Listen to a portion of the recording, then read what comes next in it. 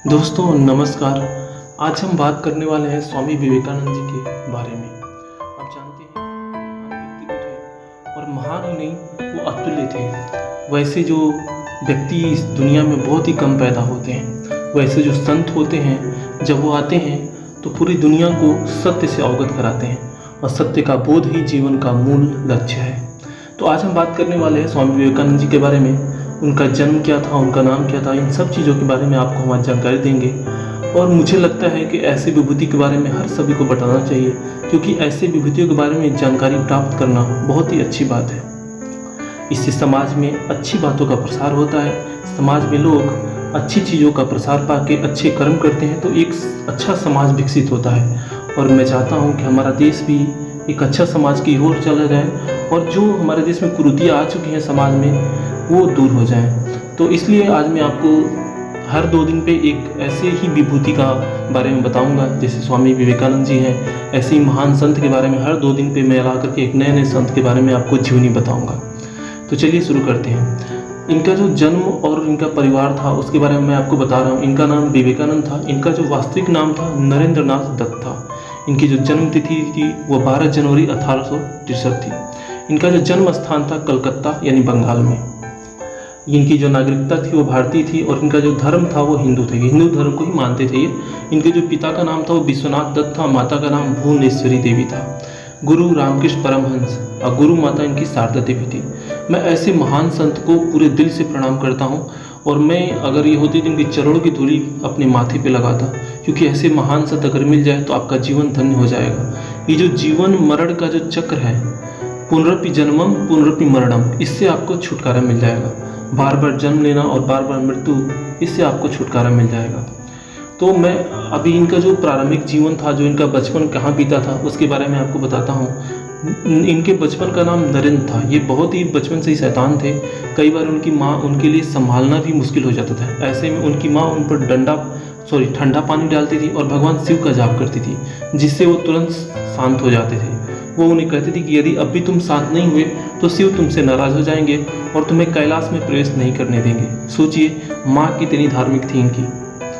आजकल की जो माएँ होती हैं वो बच्चों को भूत के नाम से डराती हैं। भूत आ जाएगा, बंदर आ जाएगा, बिल्ली आ जाएगी। लेकिन इनकी जो माँ थी, इन्होंने भगवान के नाम से न डराया, तो इसलिए शिव जी का इनके ऊपर बहुत ही कृपा था। अब सोचिए कि जिसकी माँ ही इतनी धार्मिक होगी तो उसका पुत्र उतना धार्मिक क्यों नहीं होगा। इस तरह उनके व्यक्तित्व के प्रारंभिक विकास में उनकी माँ का महत्वपूर्ण योगदान रहा। एक बार स्कूल में किसी बात पर अन्याय को देखकर उनकी माँ ने कहा था कि ये बहुत महत्वपूर्ण है कि तुम सही हो और सत्य का राह पर चलो। कई बार तुम्हें सत्य की राह पर चलते हुए कड़वे अनुभव भी हो सकते हैं, लेकिन तुम्हें किसी भी परिस्थिति में विचलित नहीं होना है। बहुत वर्षों बाद नरेंद्रनाथ ने अपने भाषण में माना भी था कि मैं अपनी माँ की शिक्षा का आभारी हूँ। सोचिए उनकी माँ सत्य पर चलने वाली थी। एक सच्चा व्यक्ति ही सच्ची राह दिखा सकता है। तो उनकी माँ पूरी तरह से सच्चे के रास्ते पर चलती थी। मैं आज उनको भी पूरे दिल से प्रणाम करता हूँ। उनके चरणों की धूली मैं अपने माथे पे लगाता हूँ अगर वो होती तो। क्योंकि एक सत्य व्यक्ति जो होता है, जो सत्य की राह पे जो चलने वाला व्यक्ति होता है, वो एक तरह से गुरु होता है। वो आपको अच्छी राह दिखाता है। जन्म मरण का जो बंधन है उससे वो मुक्त करने में सहायक है, क्योंकि सत्य के अंदर कोई कालिमा नहीं होता है। सत्य ही भगवान की प्रतिमूर्ति है। चलिए आगे चलते हैं। स्वामी जी अपने बचपन में एक मित्र के घर चंपक के पेड़ पर चढ़ते थे, क्योंकि उन्हें चंपक के फूल बहुत पसंद थे। एक बार उनके दोस्त के दादाजी ने उन्हें टोका और कहा कि वो तुरंत नीचे आ जाए, वरना ब्रह्मदैत्य उन्हें खा जाएगा। ये सुनकर वो तुरंत नीचे आ गए, लेकिन जैसे ही वो व्यक्ति वहाँ से गए, नरेंद्र वापिस पेड़ पर चढ़ गए। कारण पूछे जाने पर उन्होंने कहा कि बुजुर्गों की हर बात पर विश्वास नहीं करना चाहिए। यदि इस पेड़ पर कोई दैत्य होता तो मुझे कब का खा चुका होता। इस तरह विवेकानंद बचपन से ही अपने नाम को सार्थक करते आए थे। सब कुछ जानकर समझकर भी वो अपने विवेक से काम करते थे। सोचिए बचपन में भी उनको डर नहीं था, निडर थे पूरी तरह से। एक जो बच्चा होता है वो निडर तभी होता है जब उसको पूर्ण रूप से सत्य पे विश्वास होता है, यानी भगवान पे विश्वास होता है। और विवेकानंद जी को बचपन से ही भगवान पे विश्वास था, इसलिए वो पूरी तरह से निडर थे। आगे चलते हैं। अपने पिता से प्रभावित होकर नरेंद्र ब्रह्म समाज का सदस्य बन गए, जो कि उस समय आधुनिक हिंदू समाज की वो संस्था थी, जिसके संचालक केशव चंद्र सेन थे। ब्रह्म समाज ने हिंदू धर्म के आदर्श और पारंपरिक मूर्ति पूजा के सिद्धांत को खारिज कर दिया था। अब जानते हैं आज भी आर्य समाज के लोग हैं, जो ब्रह्म समाज के लोग हैं, ये लोग मूर्ति नहीं पूजा करते हैं। ये लोग बोलते हैं कि भगवान जो है वो तो हमारे दिल में रहता है, तो हमें मूर्ति बनाने की क्या ज़रूरत है। उनकी बातें भी सही है, लेकिन हम जब दिमाग में किसी भी चीज़ का अगर याद करते हैं, उसकी जो बारे में अगर सोचते हैं, तो सबसे पहले हमारा जो मन है उसकी कल्पना करता है, और कल्पना में उसकी मूर्ति ही बनती है, उसका चित्र ही बनता है। तो आज के लोग इसी चित्र को उन्होंने भगवान का मूर्त स्वरूप बना करके एक मूर्ति बना दिया, जिसको वो पूजा करते हैं। तो दोनों ही सही हैं और कोई गलत नहीं इस चीज़ में। आगे चलते हैं। स्वामी विवेकानंद जी की जो शिक्षा हुई थी, वो बाल्यावस्था से ही जीवन और जीवन से जुड़े रहस्यों को जानने के लिए उनकी तीव्र रुचि थी। जीवन और जीवन से जुड़े रहस्य, जीवन क्या है, जन्म क्या है, मृत्यु क्या है, इस बारे में जब आपके मन में विचार आने लगे तो समझ जाइए कि आप भगवान की तरफ जाना चाहते हैं। क्योंकि हम जब पैदा होते हैं तो हमारे मन में कौतूहल होता है कि हम क्यों जन्म लिए हैं। अगर हम गरीब घर में पैदा हुए तो हमें मन में कौतूहल होता है कि हम गरीब घर में क्यों जन्म लिए हैं। तो ये अगर आपके मन में स्वाभाविक बातें आती हैं, हम पैदा होने से पहले कहाँ थे, पैदा होने की मरने के बाद कहाँ जाएंगे, ये सारी जो बातें अगर आपके मन में आ रही है तो आप समझिए कि भगवान के पास जा रहे हैं। उन्होंने ईश्वर चंद्र विद्यासागर मेट्रोपॉलिटन इंस्टीट्यूट से पश्चिमी शिक्षा हासिल की थी और उन्हें पश्चिमी और पूर्वी दर्शन शास्त्र में बहुत ज्ञान हो गया था। उनके शिक्षकों को भी लगता था कि वो बहुत विद्वान है और उनकी याददाश्त बहुत तीक्ष्ण है। उन्होंने अपनी कॉलेज की शिक्षा प्रेसिडेंसी कॉलेज से पूरी की थी और कॉलेज पूरा करते ही वो बहुत से विषयों में विद्वान बन चुके थे। इसके अलावा वो खेल, जिम्नास्टिक्स, रेसलिंग और पार्टी बिल्डिंग में भी एक्सपर्ट थे। अपनी वाक्पटुता से दुनिया भर में पहचान बनाने वाले विवेकानंद जी ने यूनिवर्सिटी के एंट्रेंस में 47%, एफए में 46% और 56% बीए के एग्जाम में स्कोर किया था। सोचिए उस समय उनको कई सारे भाषाओं का ज्ञान हो चुका था। रेसलिंग, जिम्नास्टिक, खेल, बॉडी बिल्डिंग में भी वो एक्सपर्ट थे, यानी हर चीज़ में वो तेज थे। तो जब एक व्यक्ति पूरी तरह से भगवान में लगन होता है तो उसके ऊपर भगवान की अपूर्ण कृपा होती है, और जब आपके ऊपर भगवान की अपूर्ण कृपा होगी तो आपका जो दिमाग है वो कंप्यूटर से भी तेज काम करेगा। जो जीवन की समस्याएं हैं, उन समस्याओं में लोग तुरंत उलझ जाते हैं। उनके प्रति उनका जो सोच होगा वो निराशावादी न होकर के हमेशा आशावादी ही रहता है। स्वामी विवेकानंद जी और रामकृष्ण परमहंस जी का जो मिलन होता है उसके बारे में हम आपको बता रहे हैं। 1881 ईस्वी में दक्षिणेश्वर के मंदिर में उनका परिचय श्री रामकृष्ण परमहंस जी से हुआ था, जो कि एक बहुत बड़े संत थे और आध्यात्मिक व्यक्ति थे। नरेंद्र को रामकृष्ण ने बहुत प्रभावित किया और नरेंद्र वहाँ हर रोज जाने लगे। हालांकि शुरू में नरेंद्र ने उनके सिद्धांतों और तर्कों को स्वीकार नहीं किया था। वास्तव में रामकृष्ण भक्ति का मार्ग अपनाने की सलाह देते थे। वो माँ काली के भक्त थे, लेकिन समय के साथ नरेंद्र का अध्यात्म झुकाव उनकी तरफ होने लगा और अंततः उन्होंने रामकृष्ण के भक्ति के तरीकों को स्वीकार कर लिया और ब्रह्म समाज छोड़ दिया। मतलब विवेकानंद पहले ब्रह्म समाज को अपना लिए थे, इसीलिए वो भक्ति के मार्ग को नहीं अपनाना चाहते थे। वो उनके मन में ये चीज़ें डाल दी गई थी कि भगवान तो आपके हृदय में, तो आपको उनके लिए पूजा करना मूर्ति, क्योंकि रामकृष्ण परमहंस जी काली माता की पूजा करते थे और आप जानते हैं कि मंदिरों में काली माता की मूर्ति ही लगी रहती है, तो इसलिए वो उनके पास जाने में भटकते थे। उनका मन अटकता था वहाँ जाने से। आगे चलते 1884 में इनके पिता का देहांत हो गया। उनके परिवार की आर्थिक स्थिति बिगड़ गई। इससे घर परिवार की जिम्मेदारी नरेंद्र पर आ गई, यानी विवेकानंद जी में। यहाँ तक कि कई बार वो भूखे भी रहते थे। इस दौरान भी उनकी काली माँ के प्रति भक्ति कहीं से कम नहीं हो रही थी। जब नरेंद्र का पूरा ध्यान केवल रोजगार पर होना चाहिए था, तब वो हर रोज मंदिर जाते और रामकृष्ण के पास समय बिताते। एक बार रामकृष्ण ने उन्हें कहा कि माँ उन्हें दर्शन देगी, तब वो माँ से जो मांगे वो चाहते हैं। वो जब भी माँ के सामने जाते तो उनसे मांगते, माँ मुझे ज्ञान दो, भक्ति दो, वैराग्य दो। इस तरह आखिरी प्रयास तक वो माँ काली से अपनी वैभव और अपने परिवार के लिए ऐशो आराम की जिंदगी नहीं मांग सके। इस तरह रामकृष्ण मिलने के बाद स्वामी विवेकानंद ने स्वयं को आध्यात्म जीवन में समर्पित कर दिया। वो अपना ज़्यादातर समय ध्यान और जप में लगाते थे। स्वामी जी का विश्व सम्मेलन और शिकागो का भाषण। जब स्वामी जी अमेरिका गए थे तो वहाँ पे उन्होंने शिकागो में विश्व सम्मेलन में भाषण दिया था। स्वामी जी ने 1893 ईस्वी में शिकागो के विश्व स्तरीय सम्मेलन का निमंत्रण स्वीकार कर लिया और मई में बॉम्बे से रवाना हो गए। वो पहले जापान गए, फिर वहाँ से यूनाइटेड स्टेट गए। उनके पास बहुत कम पैसे थे और विदेश में ज़्यादा लोगों से परिचय भी नहीं था, लेकिन हार्वर्ड यूनिवर्सिटी के जॉन राइट ने उनकी मदद की थी। विवेकानंद शिकागो में हिंदू धर्म के प्रतिनिधि के रूप में सम्मिलित हुए थे और उन्होंने वेदों और उपनिषदों का व्याख्यान दिया था, जिससे सारी दुनिया प्रभावित हुए बिना नहीं रह सकी। 11 सितंबर 1893 को विवेकानंद ने अपने पहले भाषण में स्टेज पर पहुंचकर पहले माँ सरस्वती का वंदन किया। फिर उन्होंने अपना व्याख्यान शुरू किया। उनके व्याख्यान की प्रथम पंक्ति थी, मेरे अमेरिकन भाइयों और बहनों। इतना सुनकर पूरा सभागार तालियों की शोर से गूंज उठा। विदेशियों के लिए इतने आत्मीयता से किसी भी धर्म के विद्वान का भाषण की शुरुआत करना पहला अनुभव था। अतः स्वाभाविक था कि वे लोग सम्मोहित होते और वहाँ भीड़ में मौजूद लगभग 7,000 लोग उनके सम्मान में उठकर खड़े हो गए। आगे उन्होंने कहा कि आपके अभिनंदन से मेरा हृदय प्रसन्नता से भर उठा है। मैं आप सबका विश्व की इस पुरानी सभ्यता की तरफ से आभार प्रकट करता हूँ। विवेकानंद जी ने उद्बोधन में सभी धर्मों के प्रति सम्मान का भाव था।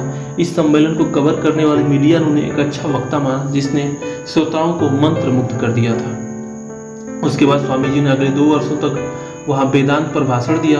1894 में उन्होंने न्यूयॉर्क में वेदांत सोसाइटी की नींव रखी। इसके बाद 1895 में उन्होंने इंग्लैंड का भ्रमण किया, जहाँ ऑक्सफोर्ड यूनिवर्सिटी के प्रोफेसर मैक्स म्यूलर से मिले और यहीं उनकी भेंट मार्गरेटा नोबल से भी हुई थी। रामकृष्ण मठ की स्थापना 1886 में रामकृष्ण समाधिलीन हो गए और उन्होंने नरेंद्र को अपना उत्तराधिकारी चुना। विवेकानंद ने बेलूर में एक मठ स्थापित करने की सोची। श्री रामकृष्ण के देहांत के 15 दिन बाद जब विवेकानंद भारत की यात्रा पर निकले तब उनके साथ रखल चंद्र घोष, तारकनाथ घोषाल और बाबूराम घोष थे। 1888 तक तो उन्होंने मठ छोड़ दिया और घुमंतु सन्यासी बन गए और भारत के विभिन्न स्थानों का भ्रमण शुरू किया। इसके बारे में उन्होंने अपने कंप्लीटेड वर्क में भी लिखा है। मैंने बहुत बार मौत को करीब से देखा, कभी भूखा सोया, कभी दिनों तक नंगे पैर चला। मैं पेड़ के नीचे सोता था। मैं हमेशा स्वयं को परमात्मा के निकट महसूस करता था। मुझे मृत्यु का कोई भय नहीं था। ना मैं जन्मा था, ना मरने वाला था। ना मुझे भूख थी, ना प्यास थी। कितने अच्छे उनके विचार थे। सोचिए, जब एक व्यक्ति जब इतनी उच्च दृष्टि की सोच रखता है तो उसके लिए जीवन के प्रति यानी इस शरीर के प्रति कोई भी प्यास नहीं रह जाती है। और जब आपकी इच्छा इस शरीर से पूरी तरह से हट जाएगी तब आपके लिए ये जीवन, ये मृत्यु, ये कुछ भी नहीं बच जाएगा। तब आपके लिए सिर्फ प्रभु का ही सहारा रह जाएगा। और आगे उनके जीवन में क्या क्या वो हमको बताते हैं। मतलब एक विवेकानंद जी एक उत्कृष्ट व्यक्ति थे, एक संत थे जिन्होंने प्रभु के सिवा और कुछ दुनिया में चाहा ही नहीं। आगे उन्होंने स्वामी विवेकानंद और आर्य समाज की जो विभिन्नताएं थी उसके बारे में वो बताते हैं। स्वामी विवेकानंद का संबंध ब्रह्म समाज से था लेकिन बहुत कम समय के लिए था, जबकि आर्य समाज की स्थापना स्वामी दयानंद सरस्वती ने की थी। दोनों सिद्धांतों और विचारों में काफ़ी अंतर था। विवेकानंद ने जहाँ उपनिषद पढ़े और उन पर व्याख्यान दिया, वही दयानंद ने वैदिक संहिताओं को महत्व दिया। स्वामी दयानंद सरस्वती ने निराकार ब्रह्म की उपासना के महत्व को समझाया, जबकि विवेकानंद जी ने माँ काली के भक्त थे। दयानंद के गुरु स्वामी बिरजानंद जी थे, जिनके बारे में दयानंद का विचार था कि वो एक संस्कृत के बहुत अच्छे विद्वान हैं लेकिन वो एक सामान्य इंसान ही, जबकि विवेकानंद ने अपने गुरु रामकृष्ण परमहंस को भगवान माना था। दयानंद किसी भी प्रकार के वेद विरोधी मत के समर्थक नहीं थे और सभी अंधविश्वासों को उन्होंने खारिज कर दिया था, लेकिन विवेकानंद ने सभी धर्मों, सिद्धांतों और मतों को सम्मान दिया था। दयानंद किसी अवतार को नहीं मानते थे, जबकि विवेकानंद अपने गुरु रामकृष्ण को एक अवतार माना करते थे। दयानंद सरस्वती को भारत में अंग्रेजों के शासन के विरोधी थे और उन्होंने इस दिशा में बहुत काम किया था, लेकिन विवेकानंद का कोई भी ठोस कार्य इतिहास में अंकित नहीं है। इस तरह आर्य समाज के संस्थापक दयानंद सरस्वती जहाँ वेदों के साथ भगवान, आत्मा और तत्व में मानते थे, वही विवेकानंद अद्वैतवादी थे। आगे इनके जीवन में क्या क्या तथ्य हुए उनके बारे में हम बताते हैं। 1887 में वाराणसी में विवेकानंद स्वामी प्रेमानंद के साथ चल रहे थे, तभी वहाँ बंदरों का समूह आ गया और सभी सन्यासी इधर उधर भागने लगे और अव्यवस्था हो गई। लेकिन एक बुजुर्ग सन्यासी ने चीख कर कहा, रुको और जानवरों के सामने खड़े हो जाओ। ये सुनकर विवेकानंद और उनके सहयोगी प्रेमानंद जी उन बंदरों के सामने खड़े हो गए। इस संदर्भ में विवेकानंद जी ने न्यूयॉर्क के भाषण में कहा था कि कभी भी समय साहब से डर कर ना भागो, हिम्मत के साथ उनका सामना करो। यदि हमें अपना डर मिटाना है तो बाधाओं के सामने हमें डट कर खड़ा रहना होगा।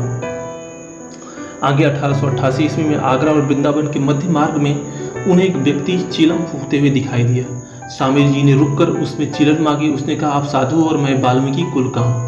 स्वामी जी उठकर जाने लगे। तभी उन्होंने सोचा कि मुझे इसका चिलम काम में क्यों नहीं लेना चाहिए। उन्होंने कहा, मैंने संन्यास ग्रहण किया, मैंने परिवार और जाति के बंधन को तोड़ दिया है। ये कहकर वो चिलम पीने लगे। स्वामी जी ने इस संदर्भ में कहा था कि भगवान के बनाए सभी इंसान एक समान है, इसलिए किसी के लिए भी जाति निर्धारित द्वेष भाव से मन में न रखे। सोचिए कितना अच्छा विचार था स्वामी जी का। स्वामी जी जैसे अगर लोग इस दुनिया में आते रहें और हमेशा इस दुनिया का नेतृत्व करते रहें तो हो सकता है कि ये दुनिया पूरी तरह से स्वर्ग बन जाएगी। मतलब इस दुनिया में कोई भी गलत काम करने वाला व्यक्ति नहीं बचेगा। वैसे स्वामी जी के बारे में और भी बहुत कुछ है, लेकिन हमने आपको छोटे में ही बताया है और आगे स्वामी जी के विचारों को आप इसी तरह फैलाते रहिए, क्योंकि विवेकानंद एक महान विभूति थे। विवेकानंद जी जो थे वो एक महान संत थे। उन्होंने भगवान को पूरी तरह से साक्षात माना था। उन्होंने भगवान का दर्शन भी किया था और वो मरते समय वो भगवान में ही लीन हो गए थे। ऐसे महान संत हमारी धरती पर जन्म लेते हैं, इसलिए मैं उनको बारंबार प्रणाम करता हूँ और उनकी चरणों की धूली को अपने माथे पे लगाता हूँ। आप भी इनका वंदन कीजिए और जो भी मैंने कहानी बताया इसको शेयर कीजिए, ताकि और भी ज़्यादा से ज़्यादा लोग इसके बारे में पता हो और जो धर्म की जो बातें हैं वो ज़्यादा से ज़्यादा लोगों तक पहुँचे और ज़्यादा से ज़्यादा लोग अपने जीवन को साक्षात्कार सकें, जीवन में जो कमियां हैं उसको दूर कर सकें, जो दुख और जो दर्द है उसको भी वो दूर कर सकें। विवेकानंद जी एक बार शिकागो के सम्मेलन में उनकी जो मुख्य बातें थी वो थी, उन्होंने एक बार उस शिकागो सम्मेलन में बोला था कि मैं हिंदू हूँ और मुझे हिंदू होने पे पूर्ण गर्व है। उसी समय से हिंदू का जो प्रचलन था बहुत ही ज़्यादा चलने लगा था और लोग इसके पहले हिंदुत्व को मानते नहीं थे। वहाँ से ही सारी दुनिया जान पाई थी कि हाँ, हिंदू भी इस दुनिया में रहते हैं। स्वामी विवेकानंद जी की मृत्यु 1899 में अमेरिका से लौटते हुए हो गई थी, क्योंकि उस समय वो बीमार हो गए थे। उनकी बीमारी 2-3 वर्षों तक रही। इसके बाद 4 जुलाई 1902 को उनका स्वर्गवास हो गया। स्वामी विवेकानंद जी के नाम पर बहुत सारी धरोहरें हैं। बेलूर मठ को विवेकानंद और रामकृष्ण परमहंस का अमूल्य धरोहर माना जाता है। कन्याकुमारी के प्रसिद्ध पर्यटन स्थल पर स्वामी जी का स्मारक बना हुआ है और इन 2 सुप्रसिद्ध स्थानों के अलावा देश भर में उनके नाम पर कई हॉस्पिटल और कॉलेज खुल चुके हैं। ऐसा होना भी चाहिए, क्योंकि सत्य का प्रसार एक सत्य व्यक्ति के नाम से भी होता है, उसके चरित्र से ही होता है। अगर एक सत्य व्यक्ति है तो हमेशा ही उस सत्य का ही प्रसार करेगा। इसलिए आपसे मेरा अनुरोध है कि इस चैनल को और इस वीडियो को बहुत ही ज़्यादा शेयर कीजिए, ज़्यादा से ज़्यादा लोगों तक पहुंचाने की कोशिश कीजिए, ताकि ज़्यादा से ज़्यादा लोग इस वीडियो को देख सकें और सत्य का जो मार्ग है उसके बारे में जान सकें और विवेकानंद जी के जीवन के बारे में जान सकें, ताकि सत्य का जो मार्ग है जान करके वो भगवान की आराधना कर सके, अच्छे मार्ग पर चल सके और हमारे समाज को एक सही समाज बनाने में सहयोग कर सके। अगर आपको वीडियो पसंद आया तो इसे लाइक कीजिए, सब्सक्राइब कीजिए और शेयर जरूर कीजिए। जय हिंद, जय भारत।